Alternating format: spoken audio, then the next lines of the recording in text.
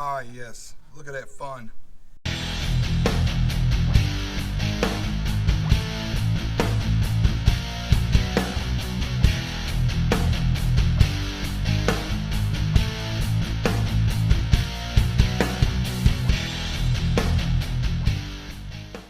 Here we go, guys.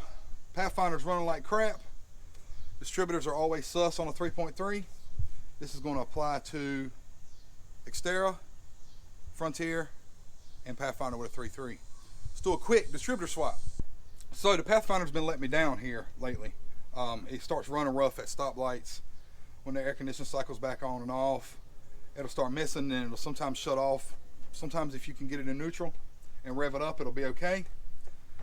Distributors are always sus, especially when you got one of these crappy Chinese ones that I put in here. They came from O'Reilly's, believe it or not. But the good news about O'Reilly's is it's under warranty. It's not setting any codes. There's nothing really that I can see, vacuum leaks or anything like that, that's giving me a whole lot of trouble. So I cracked the distributor open and I looked down in there and I blew it all off, but there was a lot of trash that was on that optical sensor right there. I don't know if you can see it. You see how rusty that coil is? Something in there is not happy.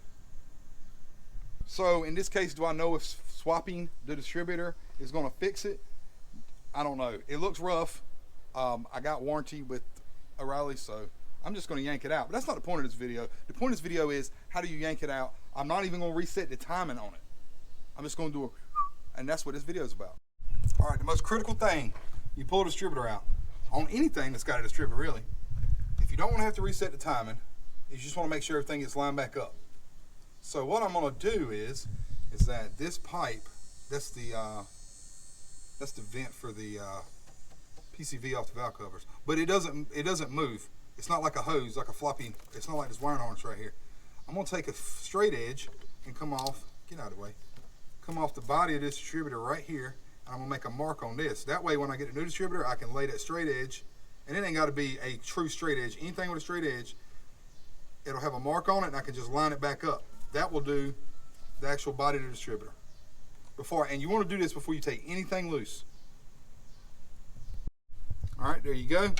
See, I'm using this tool that I use to change out the anvils on my whiz wheel, but I got a nice line right there.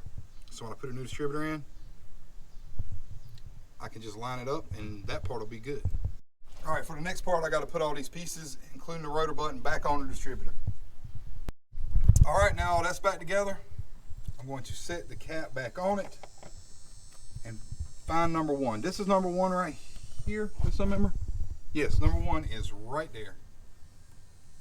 So I need to find somewhere to point for the rotor button, and I need to turn the rotor button to number one. You see it's pointed off towards the throttle body right now. So let me roll this engine over and get it pointing this way. All right, now I got it rolled around close to the number one, and I'm gonna come right over here.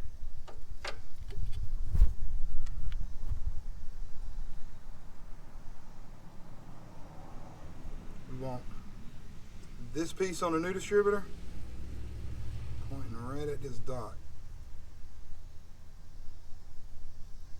on this hose. It ain't got to be perfect, but you'll know if you got it a tooth off when you lay it back in there, because it'll be pointing, you know, way over here. Like one tooth will be this way, and the one tooth the other way will be like pointing off like this. So you'll be able to tell. Just don't turn the motor over after you pull the distributor out, and everything should stay where it needs to be. All right, two, you need to mark the plug wires. I've got these fancy NGK wires that are already marked, and the new cap. I don't know if you can see it. All the caps for these engines come with the, or not all of them, but this one does, and the other one I'm getting ready to get comes with the, I can't talk, the distributor cap mark. So they're pretty easy to hook back up. But you need to take all this off because the new distributor comes with a new cap. Now, I'm just going to take this plug loose. There's this plug that's hiding right there. It goes over to that capacitor or whatever that is right there. And then there's one 12mm bolt right there. You really need a swivel socket to get to it without taking all this other crap off. And then it'll go right out. This is what I meant about the swivel socket. You go right there. Wash it tight. One hand in it.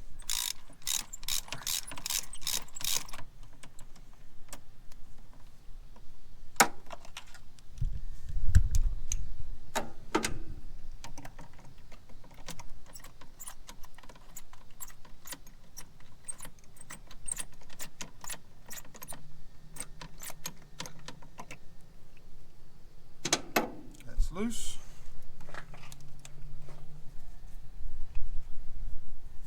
I'm going to put my camera down for this. No, it won't. There it goes. That plug. And oh, that's right. This one clips on right there.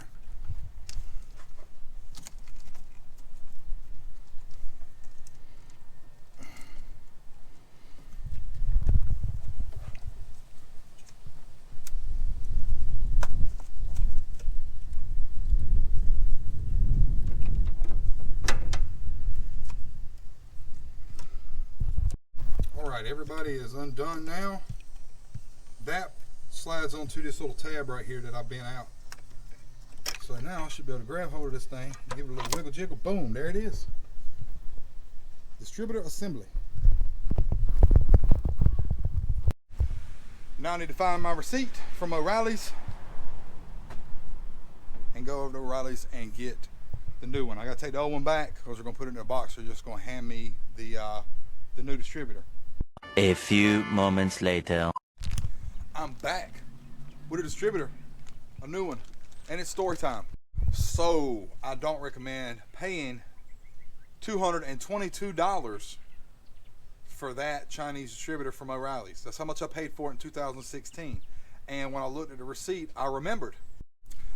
The reason I paid that much for it is because this thing, the original distributor, crapped out right before Hurricane Matthew hit in October of 2016.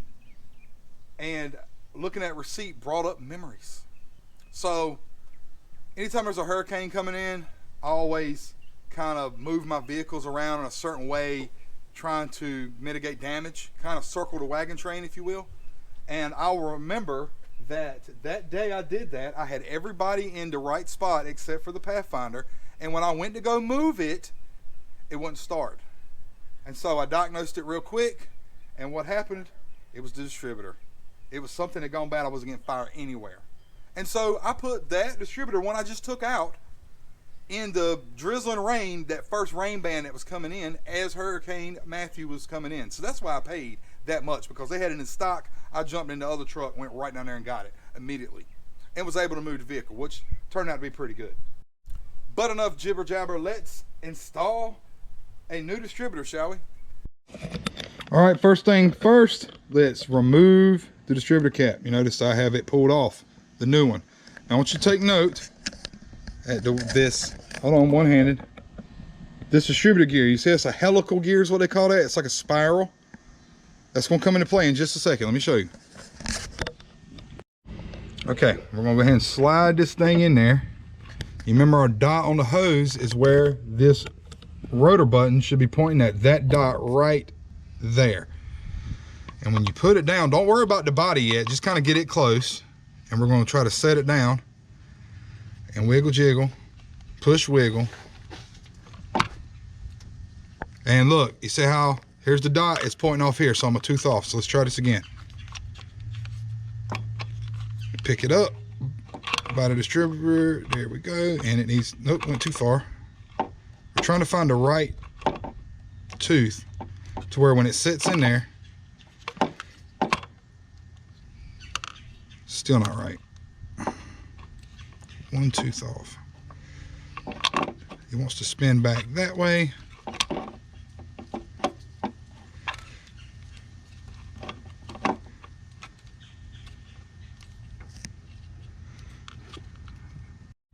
All right, there it is. You see how that part is pointing straight at this dot?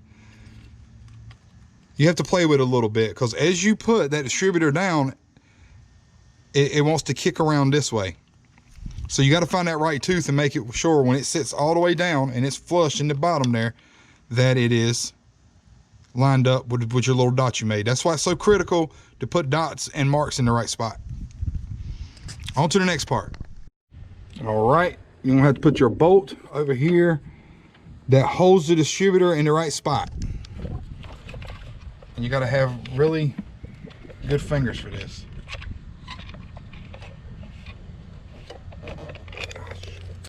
All right, the bolt is in, but it ain't tight. See, I can grab this and go. All right, we're gonna marks my finger right there. My little straight edge jobber there. I'm gonna lay it right on here the same way. And I'm going to push it around. Hang on. This is difficult to do one-handed. There it is, right there. Then I'm gonna tighten up that bolt, making sure that this don't move. Now I'm gonna hook everything up, and hopefully, if you did this part right, it should fire right up.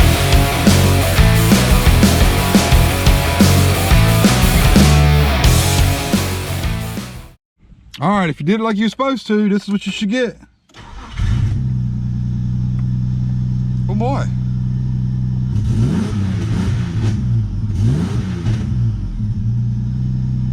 Me like it. All right, hopefully that fixed my intermittent stalling at stoplights situation that don't set any codes. It's aggravating.